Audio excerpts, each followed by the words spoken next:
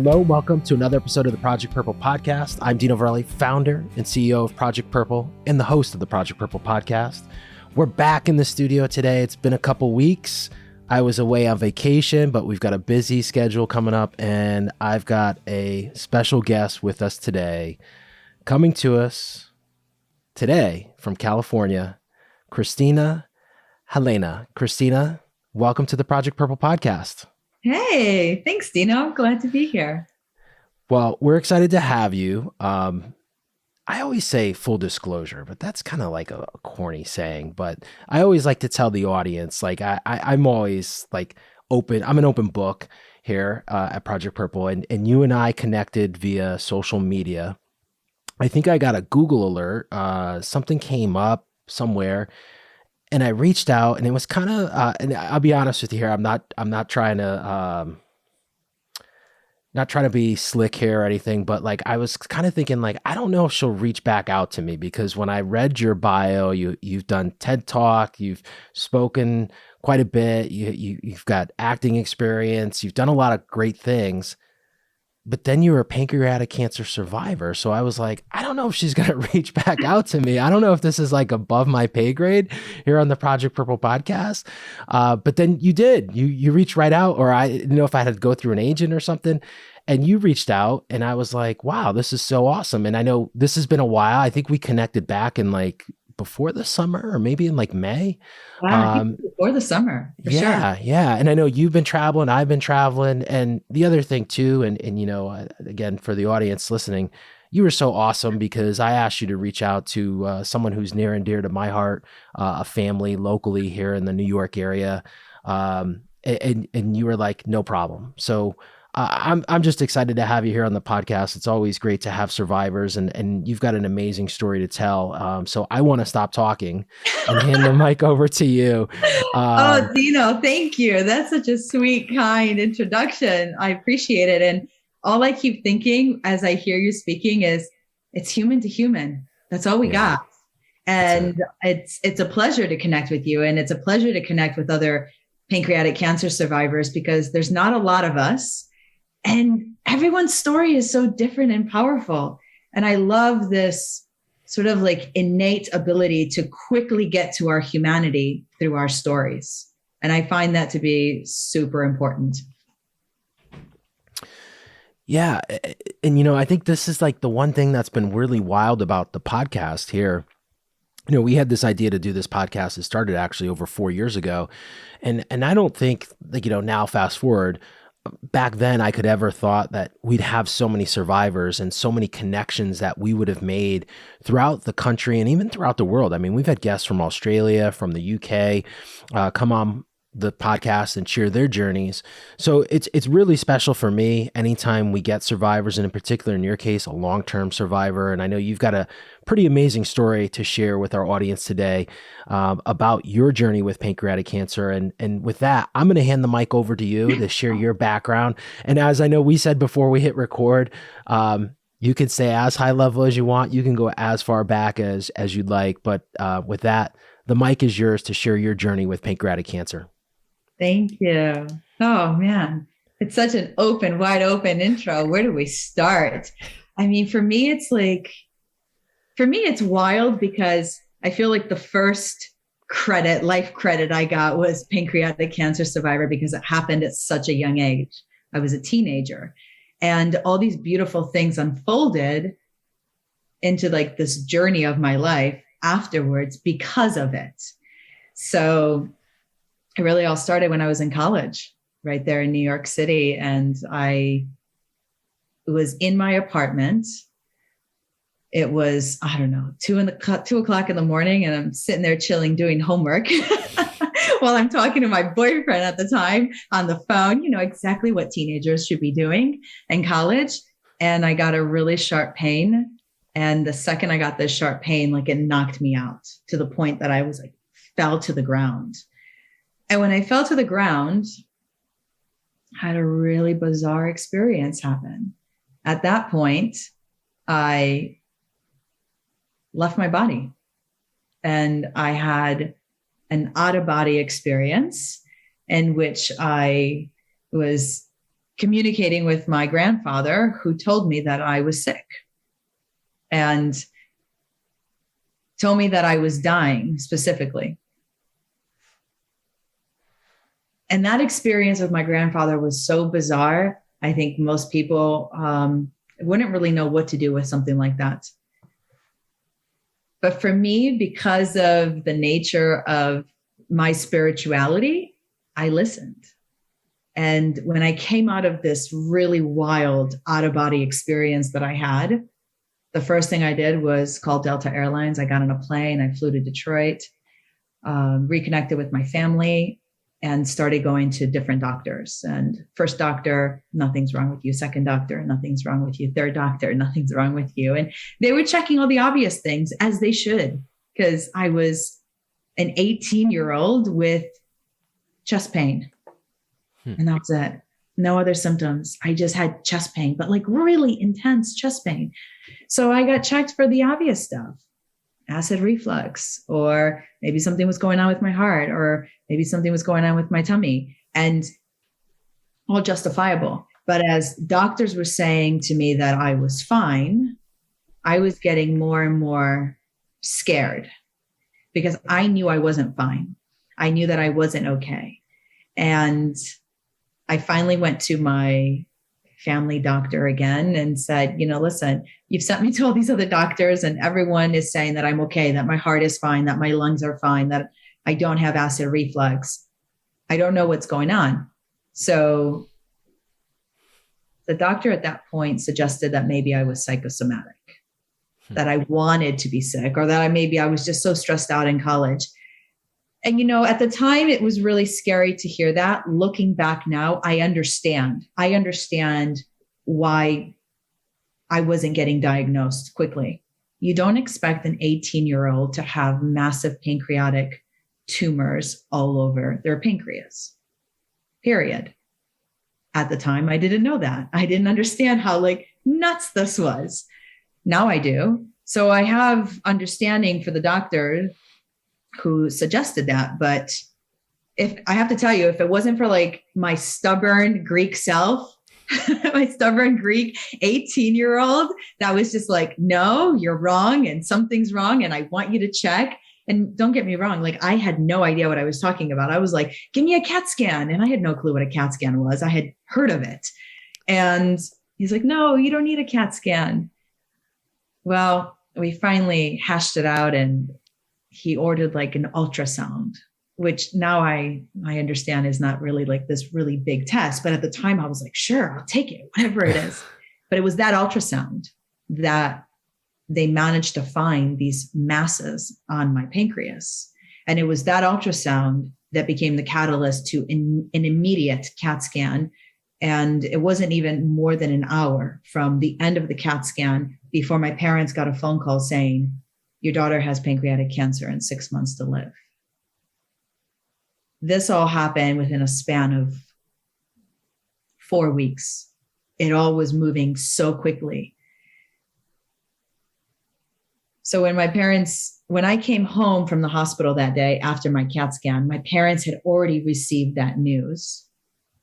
And I walked into the house and, my dad's super Greek.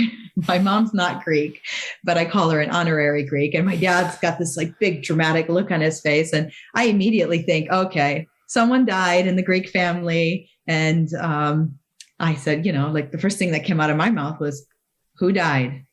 So my dad just looks like the end of the world has just arrived.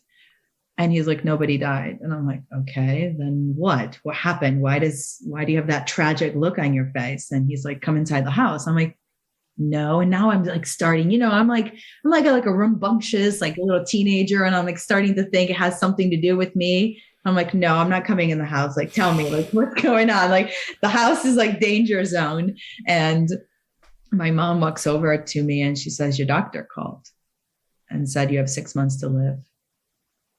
And you have pancreatic cancer. And all that registered for me was 6 months to live, because I don't know that I really understood what a pancreas was.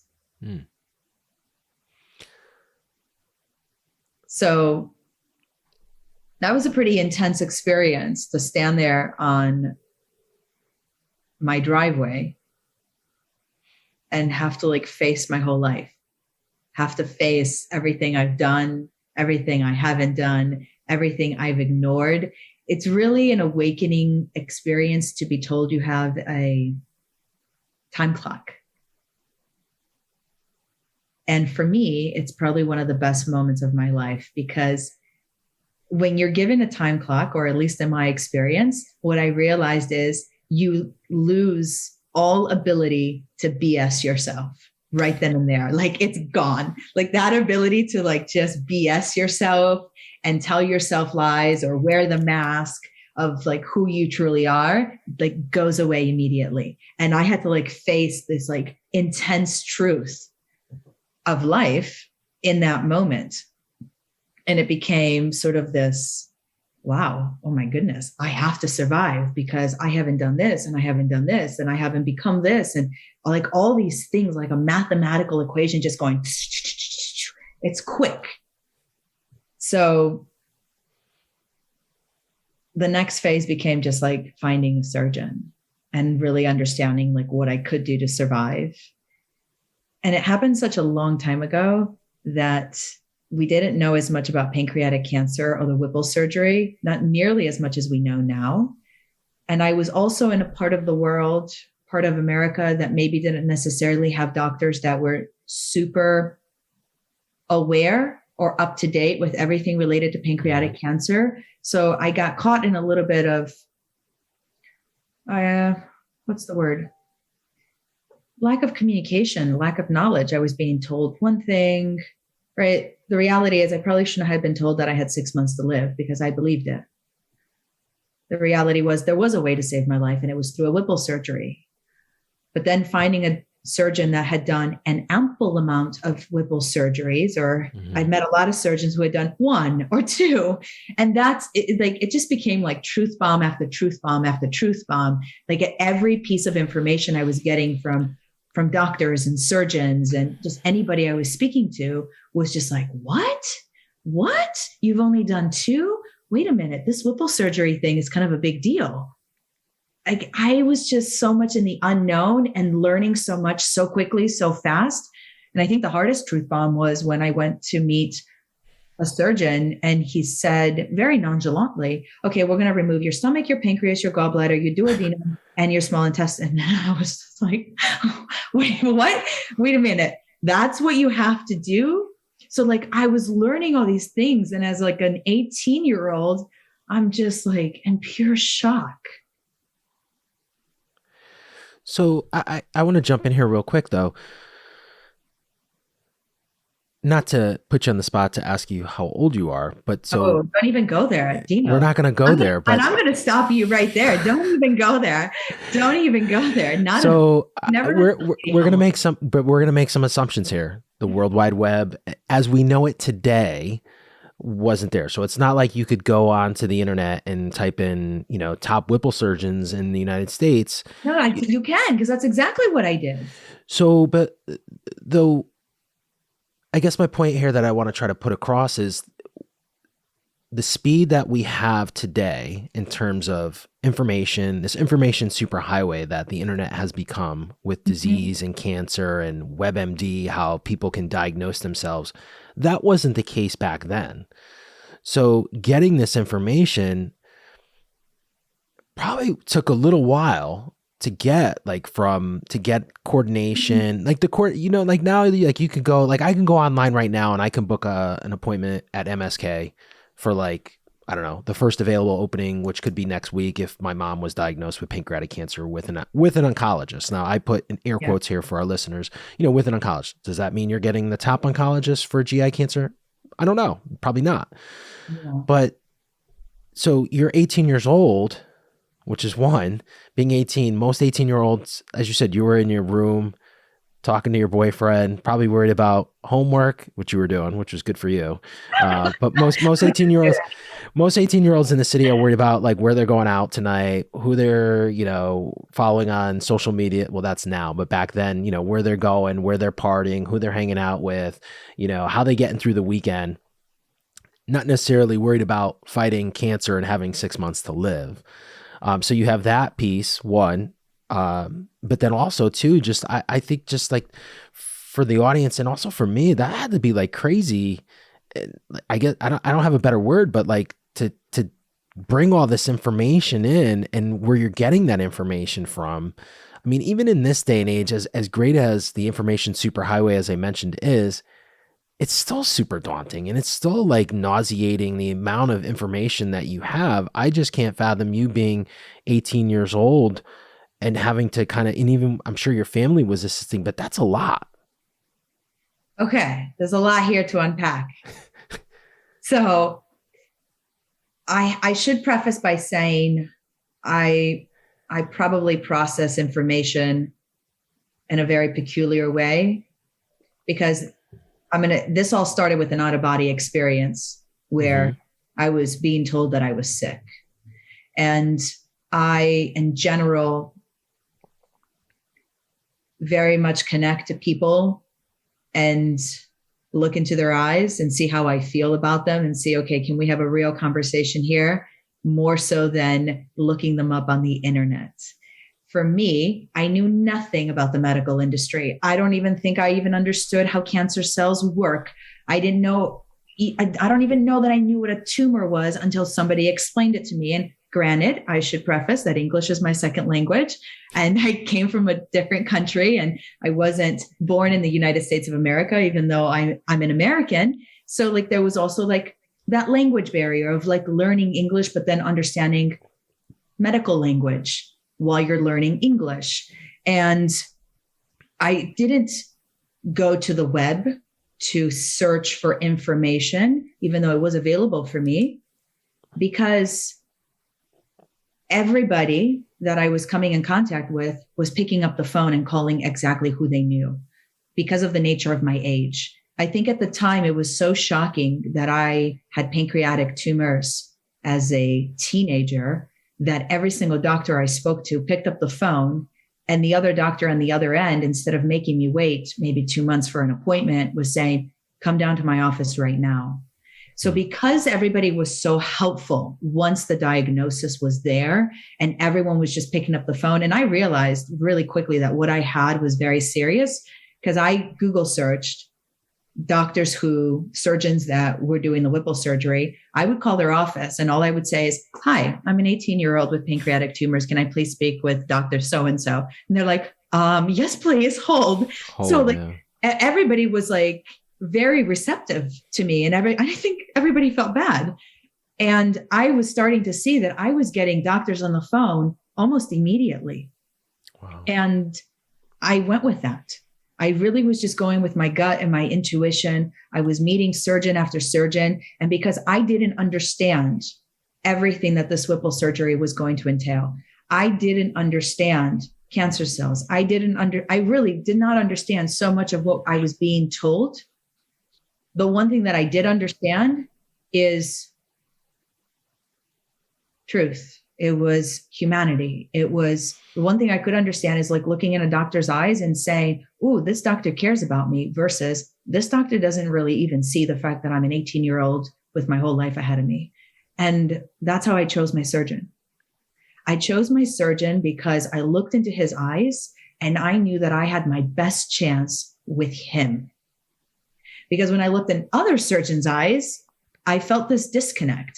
I felt this, you're really excited about this, but I don't think you're excited for the right reasons. You're excited because maybe I'm like super young, and that made me feel uncomfortable. Or I had one doctor I met and he kept like checking his watch, and all I could feel while I was talking to him was, wow, you have somewhere else better to be. You're in a rush to go somewhere else. And I don't like that. So that's the reason I didn't choose him. I don't know that most people are going into like medical appointments and choosing their doctors in that capacity. But when you don't understand the medical industry and you don't understand really what you have, and you feel this time clock of the 6 months moving quickly, and you're up against with this time clock, and you're up against with this very dangerous surgery or difficult surgery, and then you're up against the odds of most surgeons haven't done very many of these, you start to very quickly, or at least I did, because again, I found out I was sick through a similar way.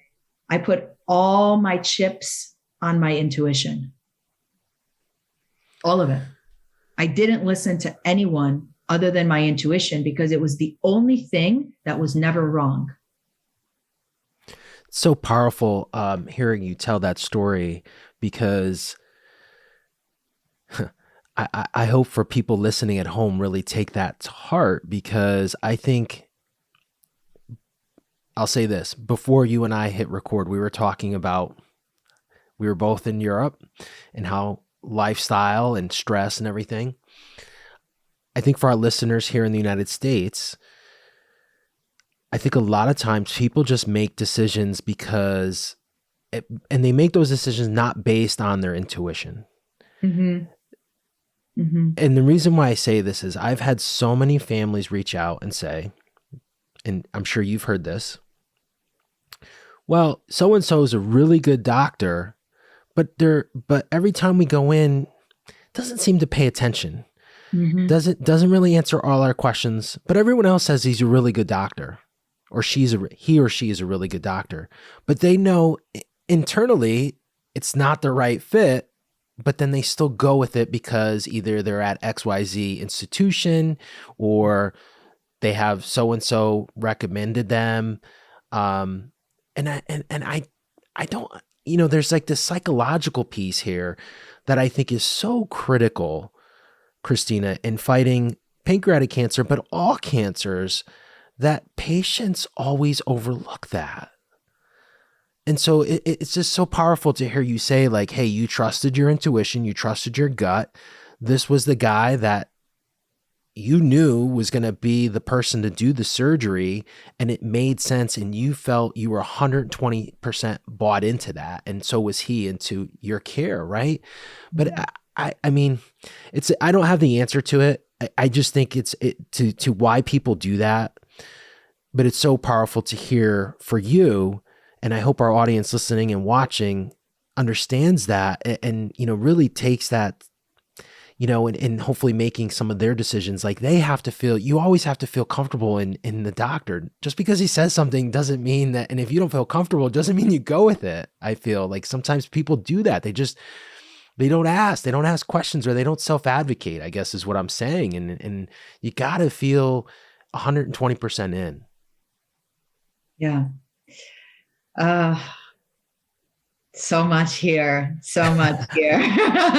Dino, where did you take us? Do we want to go down that rabbit hole? We can go down the rabbit hole. We're going down this rabbit hole. We're doing it. We're going. So I love everything that you just said. For me, I had no way to quantify what the doctors were saying to me as valid or invalid, truth or false, like wrong, like go with this doctor or don't go with this doctor. I've learned over time of being what I like to call a professional patient, that there are different level of healthcare. There's different level of doctors, different level of training. And that doesn't mean that it doesn't mean that if you go to a great Ivy League school, you're a better doctor than a doctor who didn't. It has nothing to do with that. I do believe that choosing a doctor is very much the patient's responsibility. We think that it's the other way around, that a doctor chooses us. No, we have the power to choose our doctors. And I oftentimes go see a lot of doctors, and I'll meet a lot of different doctors and see who resonates well for me. But when I was 18 and making these decisions, I knew that I couldn't make the decisions based on something quantifiable because I didn't understand what was going on. So I knew that I had to make my decision based on something else, and that I had to tap into my intuition. Now, that's something I had done from a really young age as a child. So I was very much used to that because I've trusted my intuition from a very young age. And I had evidence as a child and a teenager that your intuition is valid and it's correct. And I've come to believe that our intuition is our inner divinity.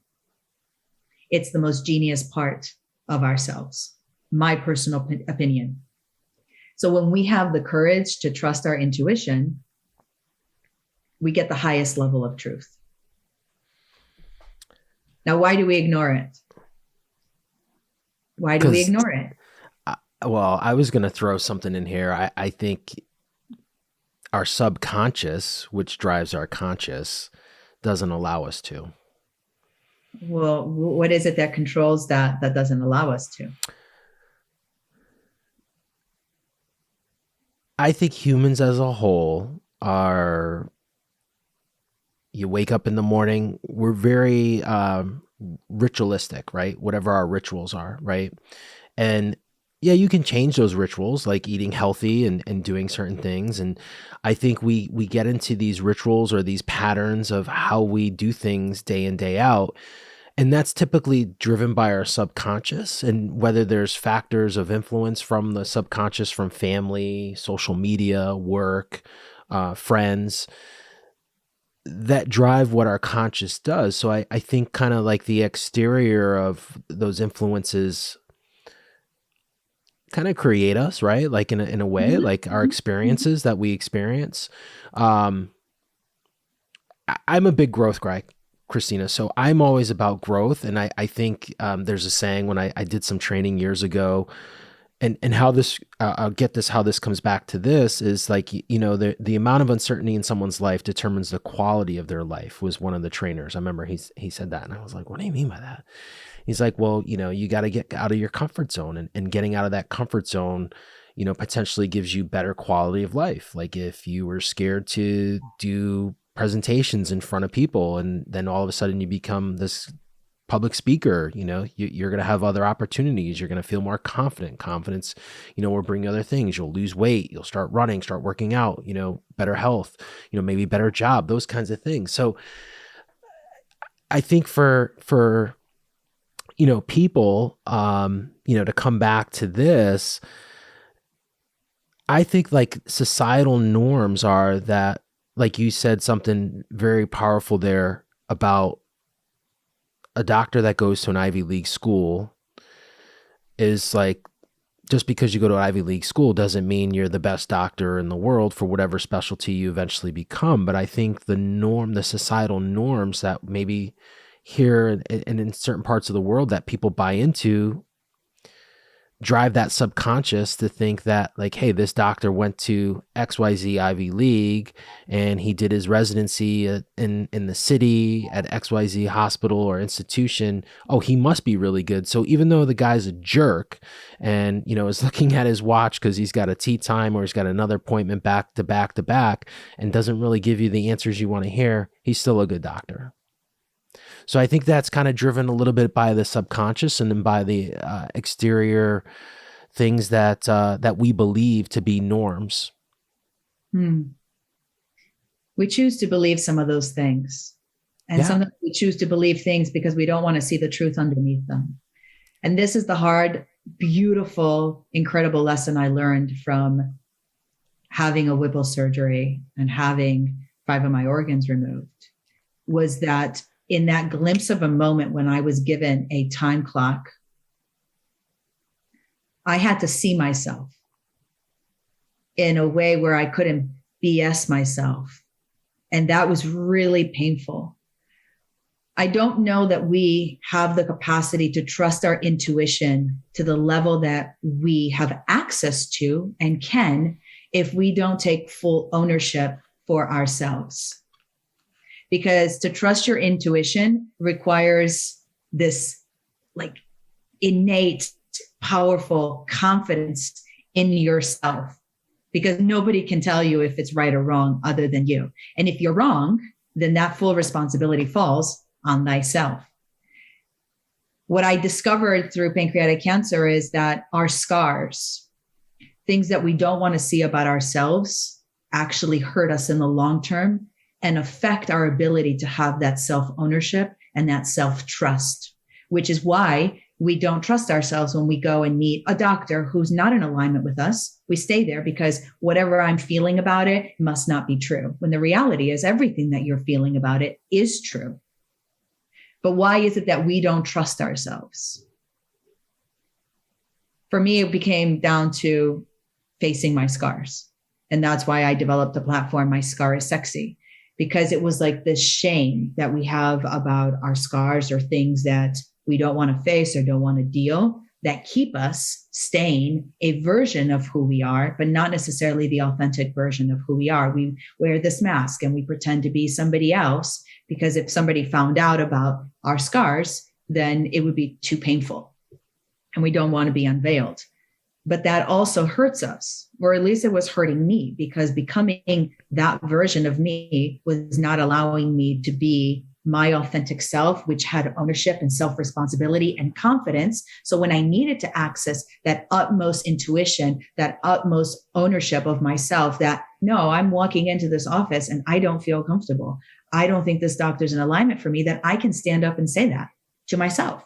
Doesn't have to be like this wide open, loud thing. I can walk out and say, no, that doctor's not for me. Nope, this person's not for me. Nope, this job's not for me. And over time, I strengthened that within myself, that I've become capable to keep making decisions from that place.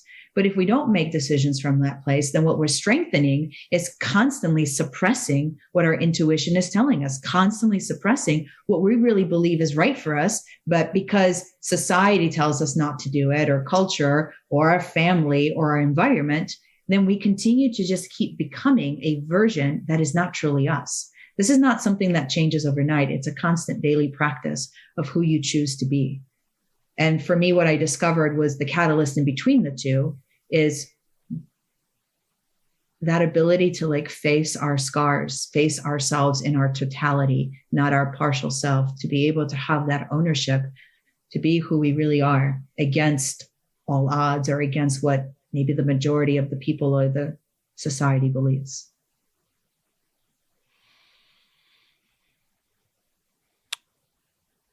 Would you consider that acceptance as facing your scars, or does it go beyond that?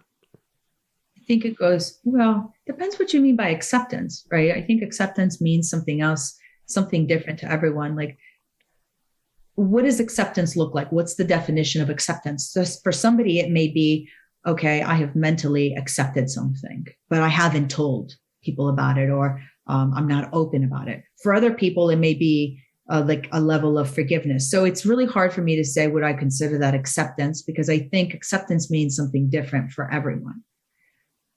For me, it's when we remove all that need to be something else, that we can then have access to what we reference, or what I reference, or come to understand the true self.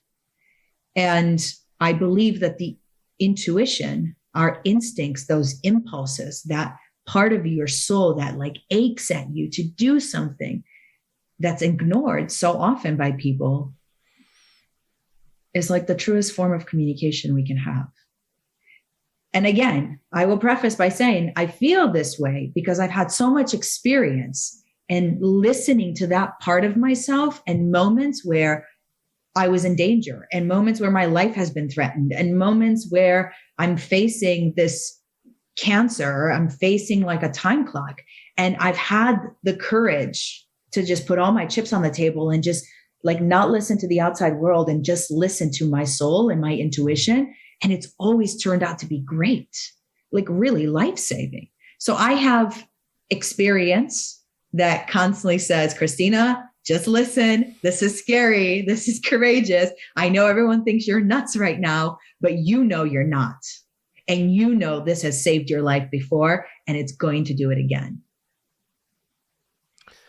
It's powerful.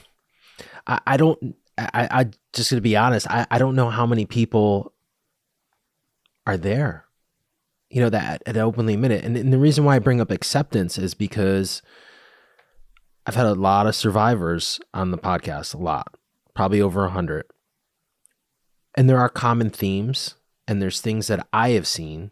Naturally, not all 100 have probably listened to each's episode, but I've been here to listen through. And there's something that I guess I would call it acceptance that I've seen with a lot of them. Some of them have it early on when they fight, and some of them get it at some point in their journey. But when they do, it's wild, the change that's created. Mm. I don't know, to your point, if it's an intuition thing. I use the term acceptance because it's them living the life that they see for them, Mm-hmm. and not letting cancer dictate their life. So when I say acceptance, that's what I mean by that. But it's this piece that, and it's kind of crazy because you think like, wow, we should all feel that way, right? We should live the way we want to live, the lives we want to create, whatever people's dreams or aspirations are. Relating to this podcast, when we have these survivors on and they realize that through this tragic thing called pancreatic cancer, they're given this sentence or this diagnosis that, hey, you have 6 months to live, or you have, we don't know how much time you have left. But then they realize like, okay, I'm living my life now, Mm-hmm. and I'm not letting cancer dictate that. Yeah. I think it's different for everyone. It's so hard to tap into somebody else's experience when we're all in our own individual experience. And I don't think any of this is a switch. It's a constant practice Mm-hmm. about like mindset and like that inner dialogue. For me, it was really interesting to discover my inner dialogue within myself. And again, I was an 18-year-old facing something that most 18-year-olds don't have to deal with or even be aware of, at least at that time. So I felt like I was dealing with these existential questions about life, survival, death, mortality. I was dealing with a whole category that I knew nothing about, which was medical and cancer cells and tumors and surgeries. And it was like there was so much new language, and the experience brought upon all these existential, like adult things. Like an 18-year-old doesn't think about their death. I think when I'm 18, I'm like, like you said earlier, 18-year-olds are trying to figure out where they're going to go party, hang out with their friends, and they think they're going to live forever. Mm-hmm. So I had to think about things that I wasn't expecting to think about for another 50, 60 years. And all of a sudden I have to think about my death. I have to think about where I want to be buried if I die. And I want to tell my parents that to make sure they bury me where I want to be buried. And I had to think about saying goodbye to my brother and sister because I was told that there was a really high chance I wouldn't wake up from the operation because it's dangerous. And whether it was as dangerous as I was told, or also like how the whole experience, like just the experience alone is traumatic. So there was like a lot of things I was thinking about that weren't a normal 18-year-old's thought process. And acceptance for me didn't come immediately because I don't think the whole experience hit me till a year and a half later. And then I can tell you the moment it really hit me was at the 5-year mark, because I had heard so many nurses say to me, oh, most people don't survive a whipple surgery more than 5 years, more than 5 years, more than 5 years. And every time I heard it, I just ignored it. But guess what? Like you said, my subconscious probably wasn't ignoring it, because on my 5-year anniversary, I cried. I mean, I cried like the hyperventilating crying, like I couldn't stop crying. And I was like, why are you crying so much? And it was like, you hit the 5-year mark. And I was like, wow, you believe that? Well, no, I told myself not to believe it, but because I heard it, it was in there. It's so interesting, right? The language around survival and the language the inner language, the inner conversation. Is it negative self-talk? Is it positive self-talk? What is that experience like? And that experience is so different for everyone. And then, I was an 18-year-old dealing with a physical scar across my body when teenagers are already body self-conscious, especially a female body self-conscious. And like, what was that experience like? And at the time I had a particular experience specific to the scar. Somebody said something to me that was painful. And, somebody said to me, like, who's going to love you now with a 13-inch scar across your body? Which was not something I thought about. But once they brought it to my attention, it was like, whoa, that gutted me. And the first thought I had was, oh, they're right. Who is going to love me with a 13-inch scar? The second thought I had was, whoa, wait a minute. It was like this other side of Christina that like came in there like a ninja. I was like, whoa, wait a minute, girl. What do you mean? Who's going to love you with a 13-inch scar? Don't tell me like you believe that. And it was like this conversation between like these two Christinas that were like becoming. I was practically a kid. And in that moment, again, I saw my ability to have negative self-talk. And I was like, whoa, do you believe that? No, I don't believe it. Maybe I do believe it. Are they right? So it was like, there's so much to the experience. And I know that I've had a very unique experience because of the nature of my age and having to think about some things that maybe an 18-year-old doesn't think about. And I had to be forced to think about them and grow up very quickly from that, specifically around death. And I've talked a lot about death as a speaker. I talk a lot about adversity, overcoming adversity. I talk a lot about mental health and also our fear or our perceived fear of death. Because, oh, you have a question. I can see you thinking. I do, but I wrote something down which goes along that line. So yeah, being 18 and dealing with all that is totally different than someone who, let's say, 55 or 60 or 70 for that matter, right? Yeah. But you're still dealing with the same ball of wax, like, that this cancer is what it is, right? And it does what it does, whether you're 18 or whether you're 70 years old. And I'm not trying to downplay either situation, right? But the cancer the cancer doesn't care, right? Like cancer doesn't care. You're right. Doesn't but care I about didn't know that. And at the time, I think for me, that my experience is different because I was more bothered by this idea of facing my mortality versus the cancer. And whether that was me just in survival mechanism, like just trying to survive this thing that I didn't really understand and compartmentalizing it, or I felt more curious and like torn and affected by facing my death versus this thing called cancer. Because the first thought I had when my mom told me I had 6 months to live was, oh, no, I can't die yet. My soul will die in silence. And it was like, I was just so concerned about the evolution of my soul than cancer. So for me, my attention and my mind went more to what is the soul and what is this thing called death? And I didn't expect to have these thoughts or try to figure this out this early. But now because I'm being cornered by death, I better figure this out before these 6 months come up and I end up in a place that I don't want to end up in. And I come from a very dogmatic country as well. So like this, influence of like death and religion and God was very much there. But also cancer, I couldn't figure that out. I was like, the silly part of me was like, oh, maybe we'll figure out this death thing before we figure out this pancreatic cancer thing, because this was so foreign to me.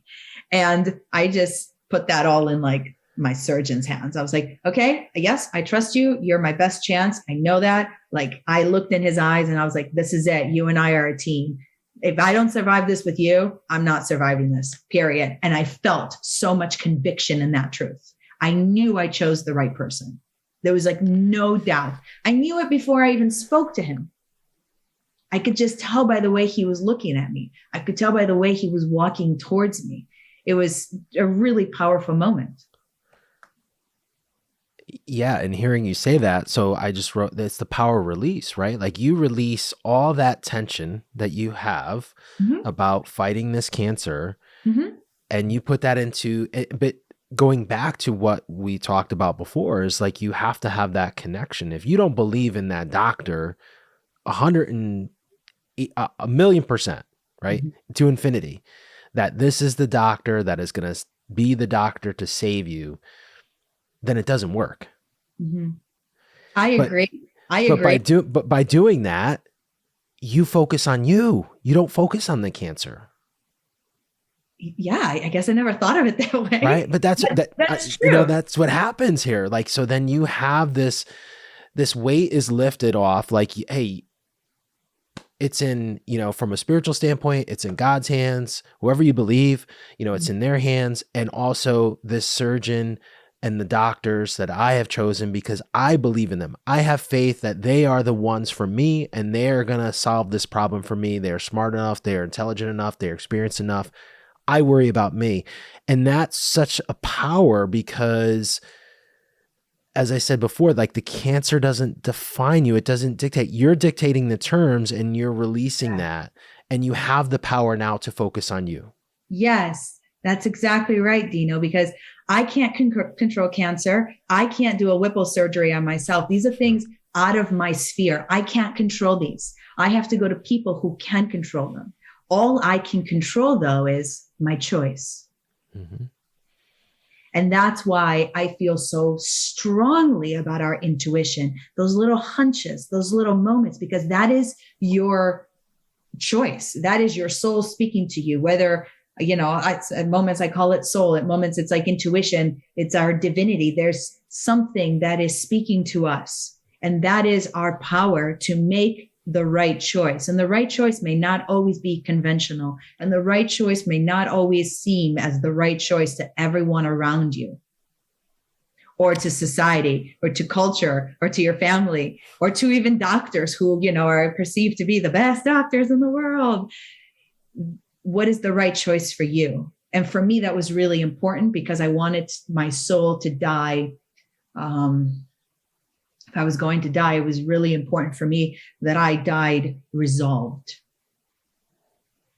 which is what I talk about in my TED Talk. It was hands down my number one priority.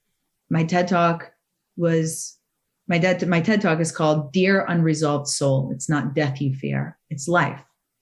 And that was very much me in the moment that I was diagnosed with pancreatic cancer. So powerful. So you have the whipple. Yeah. And then do you do chemo post whipple, or what was so you had the whipple, your recovery, you said 5 organs. We've talked about the whipple. It's not an easy surgery. Some of them get really complex. Some people, it takes months and months and months to recover and heal from it. So how was the whipple for you? The whipple was a huge success, and I did not have chemo. I believe there was some radiation while I was on the table, but The whipple was a big success for me.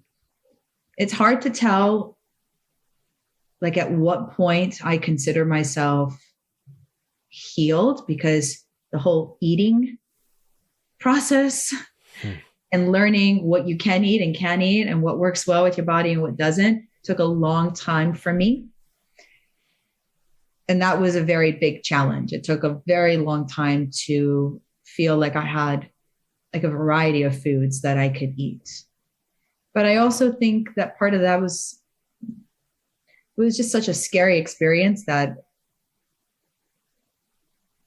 the further away I got from the whipple, the more and more and more I was coming to like this understanding of what had just happened. Again, this happened so quickly, from the moment I had the pain in my apartment when I was in college to my whipple, less than 2 months. Wow. This was quick. It was like one doctor after another, to a surgeon to another surgeon to, we're putting you on the calendar in a week, you're coming in. So it's like, I didn't even really have time to process. I didn't really have time to understand. And I had completely surrendered all of that into my intuition, because the first thing that I had was an intuition with this like out of body experience. And then I started to see that people weren't necessarily convinced that I was sick, and that scared me. And the only thing that never betrayed me during this whole experience was my intuition. So when I found out that my intuition was right from the get-go, that's when I just tuned everyone out like hard. Like I had like this. I tuned everyone out. I didn't listen to anyone. I took complete control. I was extremely proactive. I made all the phone calls. I called all the doctors. I sat on the phone with them. I drove to different states to meet with them, flew different states. I mean, I did everything. And I just would sit in front of them and let them speak. And all I would do is like just tune into my intuition. And I was like, yes, no, what are we doing here? No. Okay, let's go. Next one. To a point where my mom was like, what are you doing? Like, you have to choose the surgeon. I was like, no, we haven't found the right one for me yet. And my mom was like starting to get like really worried because she's like, oh my gosh, this kid I have, my poor mother. But I mean, bless her. And, like now she's like, she understands because all my parents want is for me to survive. All my parents want is for this thing to be over. And I recognize that. But wanting it to be over doesn't mean choosing the first person. Because that doesn't mean it's over. That might be it's over. Like, and I didn't want it to be over. I just wanted the cancer thing to be over. Yeah. And I understood these dynamics that take place between the family and the doctors and this disease and this threat of your life. I mean, it's all so complicated. It's not so easy. There's so many things at force when you go through an experience like this. As we were talking before, how things are in certain countries, and I think here,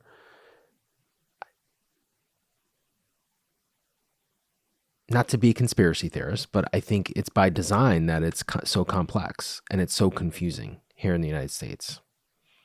What do you mean? I think our medical system has a way of really confusing people very easily. And I think by design, there's like this orchestrated chaos for patients and families when making decisions that are life and death sometimes in fighting cancer. I think we do.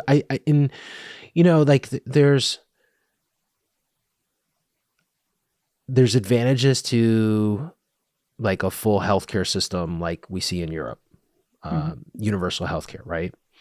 Whereas here in the United States, you have insurance companies, you have the FDA, you have government agencies, and then you have the institutions, right? And everyone's got their hand in the jar.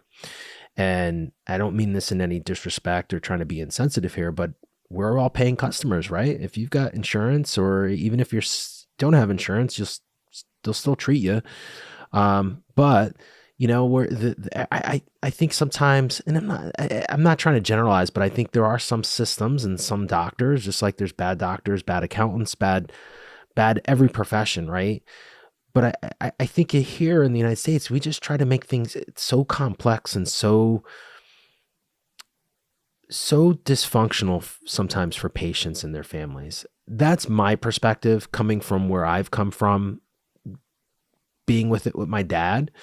I mean, we lived in Connecticut when my dad was sick. We were 20 minutes from Yale, and Yale's a fine institution. And there was another fine institution that we started at. We eventually got to Yale, but Yale had its complexities. And I think, what I've seen over the last 12 years, I don't think much has gotten any better in terms of like this organized chaos. For some families, they go through it just like we went through it. And I think other families, like, they either get the information from the superhighway of the internet, or they get access through like groups like PanCan and some of the other groups that offer information.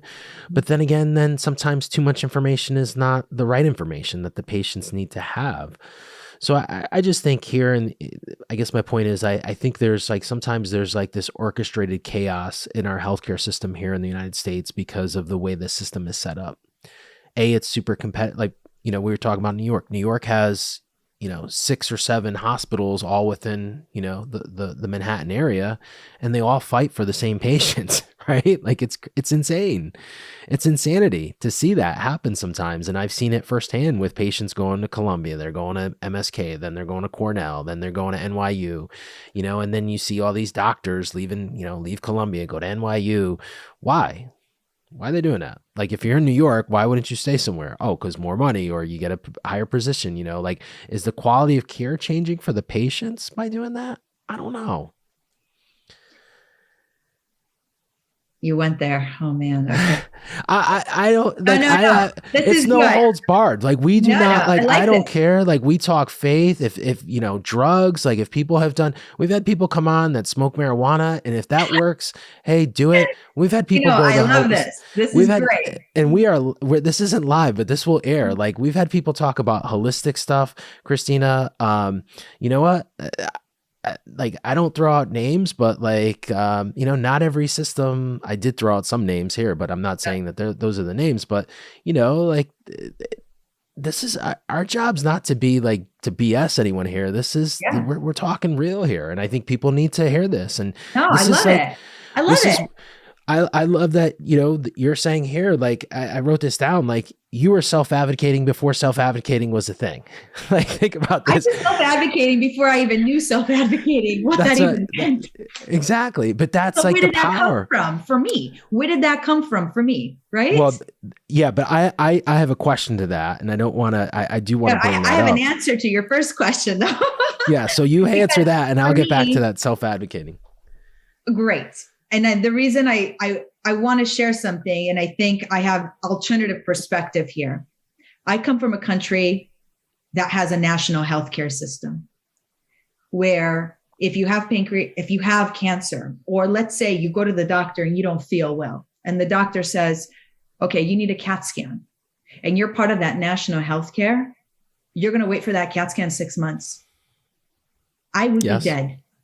I am convinced. Now, I don't know this for sure. This is just, you know, Christina's own opinion. I'm convinced that if I was still living in my homeland, I would not have survived what I had.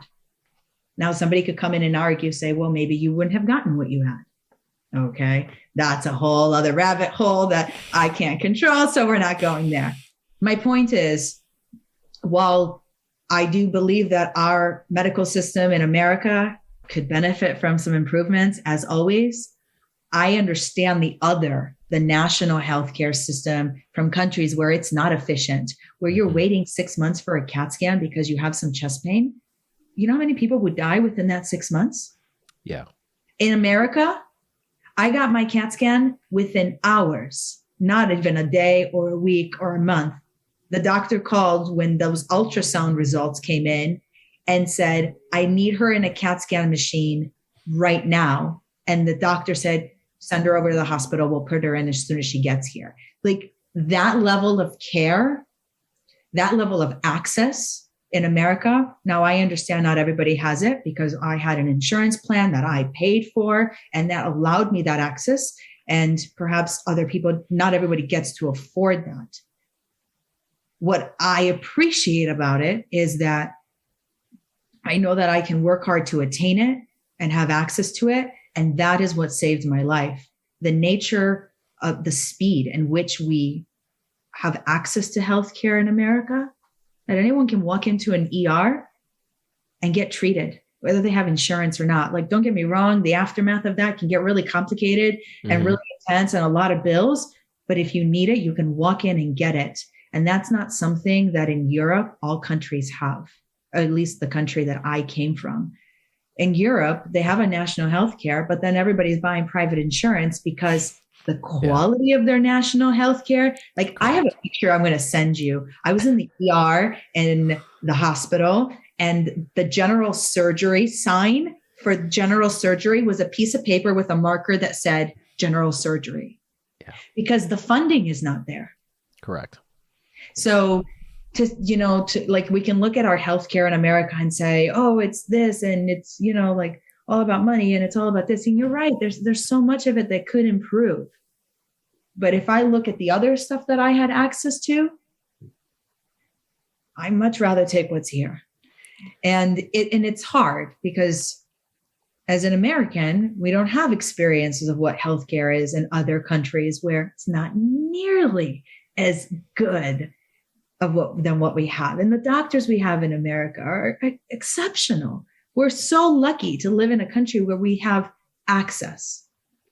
Is it the best? Is it 100% efficient? Is it ideal? We have room to improve. We definitely do. But for me, especially having been in America only a couple of years when this happened to me, I know hands down, if it wasn't for the healthcare, the insurance plan I had that gave me access to certain hospitals, that gave me access to certain doctors and covered things to a level like practically almost 100%, there's no way that I would be in good shape as I am right now. I don't disagree with that.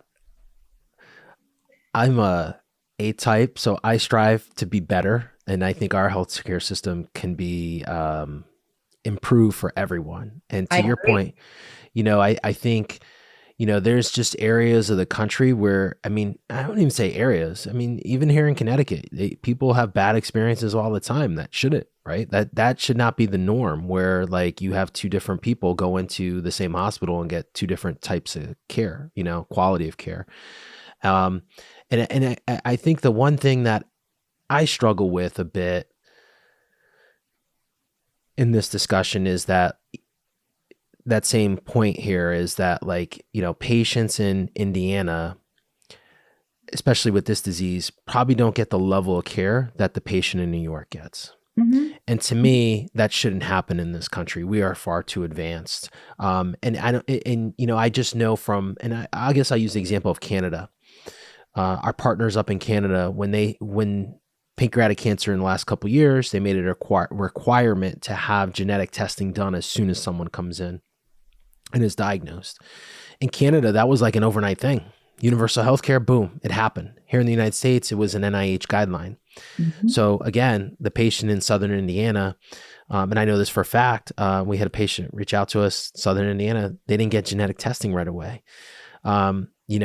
Until they found out, and then they advocated for themselves, right? And we go back to this self-advocacy piece, which is so critical. But, the patient walking in any of the centers in New York, they got genetic testing. So, we've got to do better.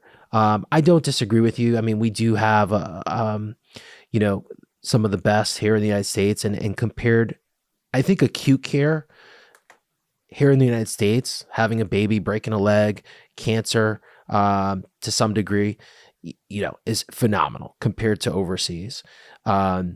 I think some of the things that I like about like a universal healthcare system, as I said, was, like you do have the ability, within that system to make changes across the board, and everyone does it. And I think that if we could find a way here in the United States with whether it's drugs or access to alternatives, I know patients that go to certain centers because they do get access to alternative types of therapies where they don't get everywhere, like if we could find a way to do that across the board. And, this is why I said before, I was joking, but I wasn't joking. Like, I don't care. We bring up every topic. This is what this is about, is information. But, it would be so great that we wouldn't have to do that if that, like, when you walked into a center, like, hey, you got something on alternatives, for treating cancers, and clearly for pancreatic cancer, because that's our focus, but all cancers, right? And so maybe we'll get there one day, hopefully sooner than later, for families fighting. But this is what the podcast is for, to bring up these subjects and to talk about these things. What you're asking for is like a complete different approach to everything in this country, because I agree with you. I wish there was that balance of care across America, and it's not. New York has incredible doctors. There's incredible universities there, and there's incredible universities in California and other states, but not every state has that same level of care. And for a national health care process to work, because I come from one, it's got to be all in. There can't be like all these like little side deals, like certain doctors cannot be part of it, or certain people can get their own private insurance. It doesn't work. It's either we're all in it together, or it doesn't work, because then there's always something. There's always another area. Like right now, Greece has a national health care. But then everybody's buying private insurance. Private insurance, yeah. You can't even afford it, right? The people that can afford it buy it. So they don't have a national health care. And it's one of those things that has to be all in, all parties, patients, doctors, medical systems, hospitals, insurance companies, pharmaceutical companies. We have to all have that same core value. and we don't. We don't have the same core value. So how can we have a sustainable national healthcare where everybody has access and we put so much attention on preventative, and that somebody in Indiana and New York can get exactly the same care if we don't all hold the same core value? So this is why I believe it's much bigger than just medicine. We don't have the same core values in America. And that's what guides systems, core values. And that's a much deeper rabbit hole. Are you making a list of all these rabbit holes? That's podcast number 2. But on the core values, I do want to stick on the core values here, and something that came up before. So you said intuition, is really what drove you here. My experience in doing what I've done here over the last 4 years, as I've said, talked to a lot of survivors and also other people that have come on and had life experiences. And my question to you is, and I wrote this down before because it's this attitude, this mindset. I know we mentioned that term a bit. And then this intuition. I know you mentioned you were born in Greece. Can you look back? I mean, it's hard to say like there was one incident or, a couple incidents, but is that kind of like family trait or family attitude or how you were brought up? Can you look back and kind of point to, and hindsight's always 20/20, but things that happened to you early on that created that attitude, that mindset, and gave you kind of that intuition?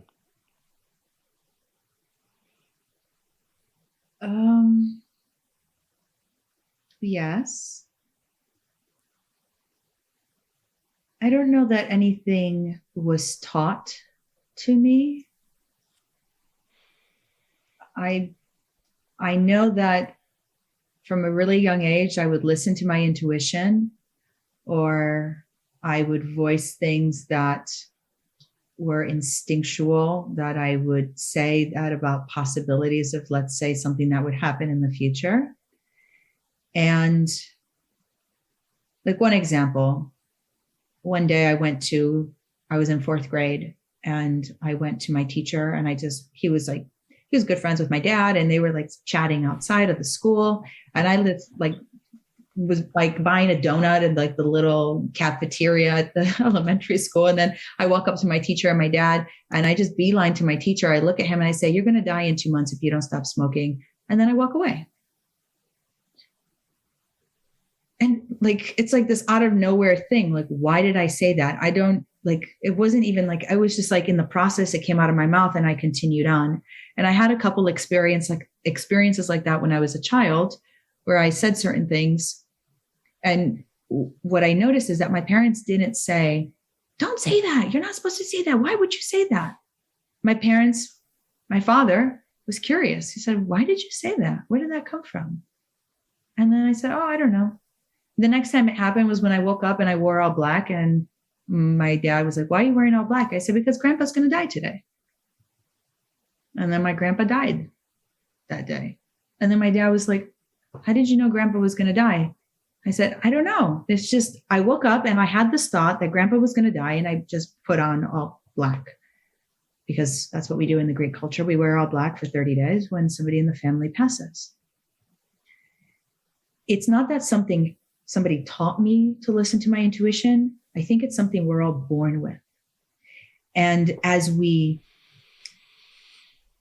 start to become more and more part of the world, and it starts with kindergarten and going to school and, being taught by teachers, and like getting into like a form, getting into like a process, like a school system. And then you get into like the work system, and then you get into your corporate job, and then you get into university. There's all these like ways that we should be that have already been decided. And then they start to form humanity. Whereas I think from my experience as a child, here's something that was happening, and that I've spoken to a lot of people who have had these kind of experiences in their life. And instead of my parents saying, "Don't do that, that's not appropriate," my parents became more curious and would just cultivate that. And I remember at a very young age, my father, I would ask him a question about something and he would turn around and say, what do you think? I don't know, Dad. I'm like 6. That's why I'm asking you. But my father would always cultivate my peculiar mind instead of trying to shape it, especially at a young age, that I didn't get punished for having intuitive thoughts, which then became a safe space for me, or didn't sort of like get trained out of me, if that makes any sense. And when you asked me that question, that's the first thing I thought of, because I started listening to my intuition and these thoughts that I had at a really young age, and I trusted them. So when I got to the age of 18, I've already had like over a decade of trusting this inner voice, of believing in it and operating from it. So to not operate from it for me is odd, because in the few moments that I haven't listened to my intuition, I was like, oh no, we're not going to listen to that right now, because I didn't want it to be that way. And then it didn't turn out so well. I have no one to hold responsible other than myself. I knew in those moments, I had that thought, I had that red flag come up. And if I didn't listen to it, it's nobody else's fault. But it's so easy to put fault on someone else, to put fault on a system, to put fault on another person, when the reality is we have so much power, but we're constantly giving our power away. And I'm not saying it's easy. It's not easy to hold on to your power, but it is possible. And it's that constant practice every single day of kind of like checking ourselves and saying, you know, I had like a 4-year span where I had acknowledged that I had a little bit of like negative self-talk as I was coming of age. And I was so curious and fascinated about it that I started to do this thing where, and I talk about this at length in my TED Talk, where I would say, what was that? I would have a thought and I would be like, what was that? Oh, it was a thought about so-and-so or this thing. But why did you have that thought? Oh, because of this. Yeah, okay, cool, Christina. But why? Oh, because of this. And I would just keep pushing myself to get like deeper and deeper and deeper until I got to the root. And I would ask myself, but why, but why, but why, but why, 3, 4 times. And it constantly was coming back down to like 3 or 4 things. And I was like, ooh, there's the root. This is not going to change till I deal with this. And if I don't deal with this, I'm going to keep being the reflection of these 3 things in different ways and different colors with different masks. And that was so clear to me that we are all a product of our experiences, but it's up to us to not be a product of our experiences, which is why I created the platform, My Scar is Sexy, because I had this physical scar and I had a choice. Are you going to let this scar decipher how you feel about yourself, or are you going to have power over this scar? So when I was 18 and facing sort of negative self-talk about body image, which is normal for most teenagers at any time, I decided I was going to become the woman that did not have body image issues because of this scar. And I knew that I wasn't her, but I was going to work every single day until I became her. And at some point, I became her. I became who I wanted to become. I became the woman that did not get controlled by her 13-inch scar. I don't have shame around it. I don't desire to erase it. I love it. And it became like, my scar is sexy. My scar is the sexiest thing about me. Like I wanted the thing that was most shameful to become the thing that I loved the most. And at that point, I knew that I could have my power back. Instead of this thing, this scar, this experience having my power. Because here's the thing that I believe. Either we will be the reflection of our scars, or we will heal them and become who we really are instead of being the reflection of the scars. So powerful. I was writing a bunch of stuff here. I got a question I got two questions that came up. I have like four questions left. So Okay. this is awesome. How much has faith been a part of your life? And I want to see if this ties into something here. And I say faith like religion. Religion. Oh, religion. No, not so much. I don't think faith, for me, faith is not religion. So then, And I should preface that I've had so many questions about religion and faith and spirituality that I went to study theology, and I got a master's in consciousness studies and theology and philosophy because I had so many existential questions that I figured, of course, I'm going to figure this out if I go study theology, which just opened up a million other questions for me. But this is a topic that I'm very curious about. For me, faith is not religion. Explain that. It can be religion. Because, okay, well, let's just go to the word God. I believe that there are as many definitions for what God is as there are human beings on this earth. I can never know, Dino, what your definition, what your psycho-spiritual or physical experience of the meaning of God is. Just like I don't believe anyone can understand mine, because you're not in the experience of being me, as I'm not in the experience of being you. And God is such an unknown thing that we all subscribe to it in a different way based on our culture, our upbringing, our families, our organized religion or lack of. And for me, faith is beyond religion. Religion is small. Religion is here of the mortal world. Faith in God is potentially immortal.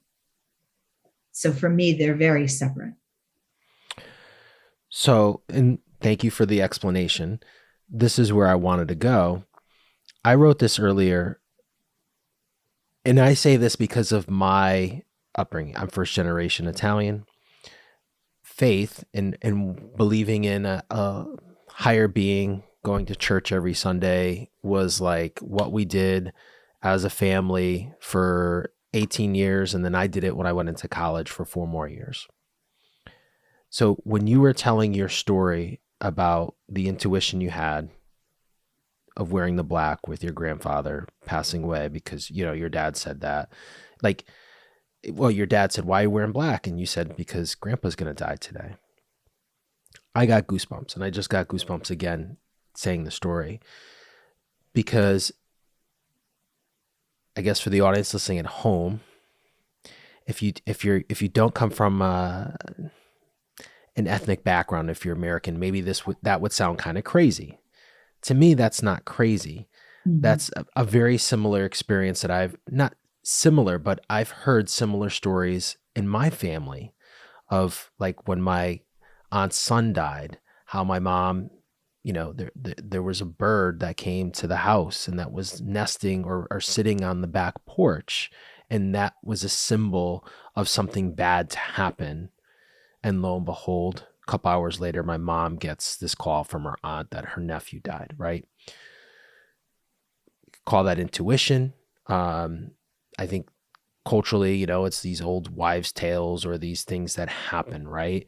So for me, I guess the question then, do you feel that with your parents cultivating that intuition is like almost like a culturally advantage because your dad was Greek, and because I think there's certain cultures, Italians, Greeks, Portuguese, that have that, like they accept that intuition, maybe because of their experiences, or maybe just because of culturally, that's what's happened throughout history of those cultures. Yeah, that's a really good question. I mean, I can see how in the Greek culture, there's boundaries even with intuition. Like, I'm sure if I said that to another Greek person, they'd be like, what do you mean? Don't tell them they're going to die. Like, what's wrong with you bad little Greek girl, you know? Whereas my mom and dad were just very progressive and just very unique. And I call them hippies. I mean, they're not hippies, but their mindset was more open for their time. Yeah. More open. My mom's an American. My father is Greek. So the sheer fact that my father married an American woman at that time and didn't, you know, decide to marry the arranged marriage and like said that was already like, this is who my dad is. He was already a rebel. And the apple doesn't fall far from the tree. So it's like, so my mom, and here's my mom, who's this progressive American woman and educated and now living in a little village in Greece, and met my dad. So they were already in an interesting combination for their time. And they raised us differently. And I grew up in a household with two different religions while I lived in a country that was extremely dogmatic. Mm-hmm. But I had two religions from the beginning. So that's why I never subscribed to one, because my family was able to coexist happy with both. It was never like, you have to be this, you have to be that. We're all. And yeah, like when you see the certain bird and it's like, ooh, I know what that bird means. The Greek culture does have some of that. I mean, we have our coffee, flip it upside down and start eating the coffee mugs, like, ooh, you're not going to believe what's going to happen. It's like, oh goodness. So there is some of that, but there's even boundaries of that in the Greek culture. And I mean, I don't know. I feel we're all so connected. We're all connected. We all feel like James Hillman talks about the inner daemon, this your soul. Like I wish we would put so much more value on this inner part of us that does have so much genius, has so much ability to connect to people across the world and feel how they feel. I mean, it gets really like into like other categories of conversation, but I very much believe it. It's like, why do you think about somebody and their phone rings? Your phone rings and it's them. I was just thinking about you. Have we ever stopped to like say, like, what's that about? Like, that's something. It's not coincidence, because I don't believe in coincidence. I don't believe that exists. Coincidence is the mortal way of just subscribing some reason, because we need reason. We have a very difficult time as humans without reason. Reason, yep. We need reason, because if we don't have reason, then that makes us face this reality of we live in a groundless existence. We don't know at what point we're going to die. We subscribe to reason that we're going to die after 80 or 90 because that's when most people die. But the reality is we don't know when we're going to die. And we don't want to deal with the fact that death could happen at any moment. And that is fair, because that's the nature of death. Death doesn't give a shit about your agenda or your goals or what you want. It just arrives. It doesn't care about your needs or your wants or your loves. It just arrives. And for me, I always like to say, I shook hands with death and we renegotiated my spiritual agreement. And that death haunts me because I can't forget that she exists. Mm-hmm. And that's probably allowed you to live the way you've lived life since. Yes. Which most people don't. Yes. Yeah. Yeah. Yeah. I mean, and then maybe some people probably wouldn't want to live the way that I live. Correct. But I very much live how I want to live. Correct. So how many people, like we could ask, like, again, we were both overseas, like it's people work, people that, what's the old adage, like the corny analogy here is like in the United States, people live to work. They work to live, right? Like, it's a mindset, which we've talked about, and stuff. And I like to tell people that I work to travel. Yeah, exactly. Me, which like one of my priorities is travel. It's like a focus of mine. Like I'll sit down and spend 8 hours on like Googling flights on Delta. I'm like, okay, we have 4 new countries we're going to go to this year. What are they? Sit down, book the tickets, done. Like it's such a priority for me to just do something that I love. And that's living. Like meeting other people in other parts of the world and like really like investigating what it's like to live in Morocco or like what is it like to live in Egypt or the Philippines. It's different. It's so different in so many parts of the world. It's so awesome. So I've got 2 questions left, but I do want to ask this one before I get to those 2. And I've seen this often, and I want to ask this question if you've ever thought of this or if anyone's ever brought this up. I looked a little bit at your bio, looked at a TED talk, so knew a little bit of backstory, but here we are. We've been talking almost an hour and 30 minutes, which is crazy because it seems like it's like 20 minutes. Sometimes I see these arcs, like journeys, like, I can see someone's, life in a very short span because I'm taking notes. And I wonder, so here's the question. I wonder if you've ever looked back at, you talked about, like, so if we start the arc here on the left-hand side, as a child having this intuition and trusting that intuition and buying into that intuition early on, right, in life. I'll bring up the story about your grandfather because we brought it up before, and how that was like I wouldn't say that was the oh my God moment, but one of the times that you mentioned that was like, hey, I got to really trust my intuition. And then as the arc goes up, you become a teenager and you have this traumatic event at the time, which is called pancreatic cancer, which is almost, I guess we could say, kind of the tipping point, right? Mm-hmm. In the sense of like life changes, it's dramatic. And then now you shift and you face your scars and you build this platform and you talk about this, and you're on TED Talk, and you're on our podcast, which is probably at the end of this here. But all the things you've done since you were diagnosed with pancreatic cancer to where you are today, your travels and your life. So I guess the analysis here is like all these things, like that intuition. If you didn't have that intuition experience early on, then you battle PC, and that intuition experience, which was the experiences from before, got you to where you got through that experience. And then now all the things you're doing throughout life. So it's just, to me, I guess as an outsider and as someone here listening too, it's pretty wild to see, like, kind of connect the dots mm-hmm.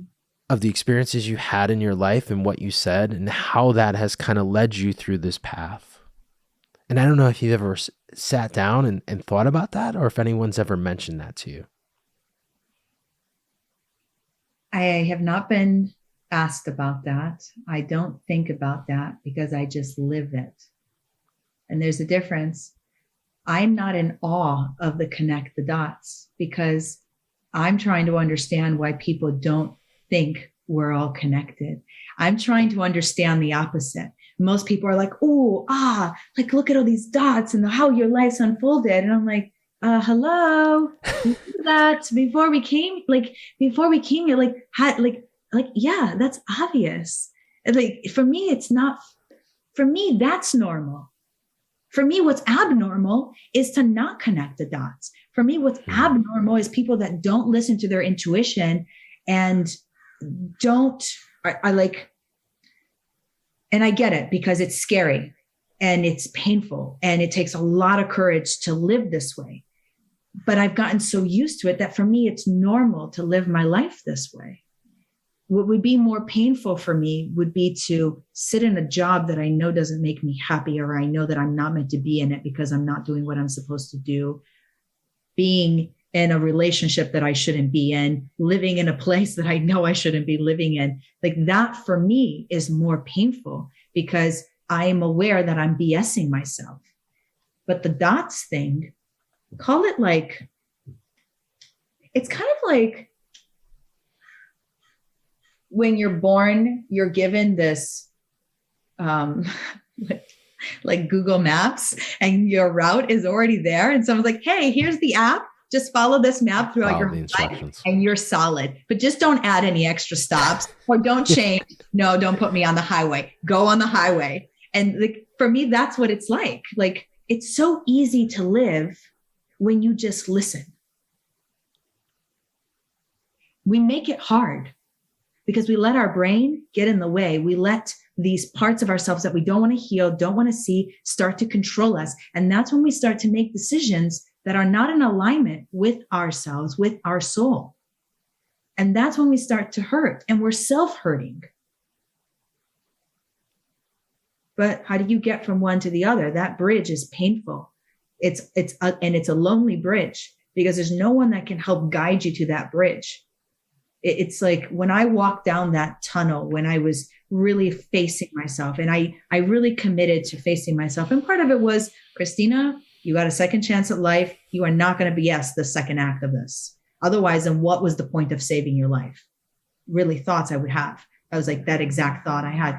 You're not going to waste this life. You got a second chance. You didn't deserve it unless you live it. So deal with your stuff. And I walked down this long tunnel of darkness and like fear. And it was one of the most courageous things, way more courageous than having a whipple surgery. Having a whipple surgery was easy compared to like facing myself and facing my scars and facing my self opinions of myself and facing my inner self talk and facing the reality that I was pretending to be one woman versus the woman I really was. And this is everybody. We all have masks. We all have masks. And that is the most painful experience of my life. But oh my goodness, like the freedom and the liberation and the joy and the euphoria that like you can feel. And don't get me wrong, I still get mad and I still have bad days. It doesn't mean like you don't have like that stuff, but you get out of that stuff quickly. It doesn't take power over you. It doesn't control you. You have a moment, you cry it out, you scream it out, you vent it out, and then you keep going because you find that joy quicker. You don't stay in the rut. And that for me, like now I'm just like, all right, well, you know, we're going to end this podcast at some point soon. And then I'm going to be like, what are we going to do next? And like, just kind of like, let it just unfold. It's so much more interesting that way. So much more interesting. I love it. And this is really wild because my next question was going to be, what's your best advice? And you just answered it. So that is really wild that just happened, Christina. So like, thank you for doing that. But is it, Tino? Is it wild, or did I know you were going to ask me? Right? You probably, yeah. Connected right now, and I don't know, like I wasn't consciously tapping into anything. No. But what's that about? Right? Like my best advice: don't worry what it's about. Just be it. Like just be it. Whatever. Just like listen. So my last question. And then we want to share with our audience if they can connect with you, where to find you online, social media, on the website, watch your TED Talks on YouTube. This is a loaded question. There's no right or wrong, but given your experience, what you've gone through, how do you define the term pancreatic cancer? What is your definition? Ooh.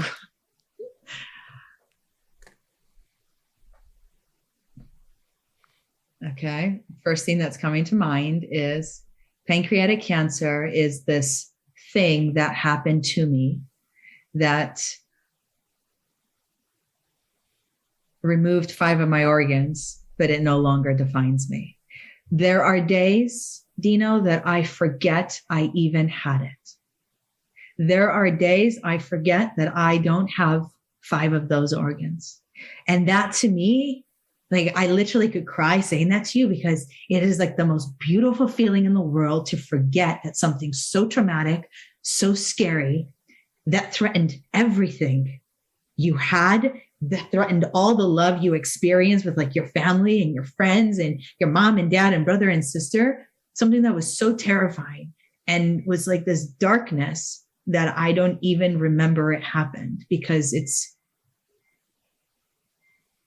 not now. It's not now. I'm healthy. And it's so hard for me to even say I'm a pancreatic cancer survivor because it's almost like the word survivor for me sometimes is like holding on to this story.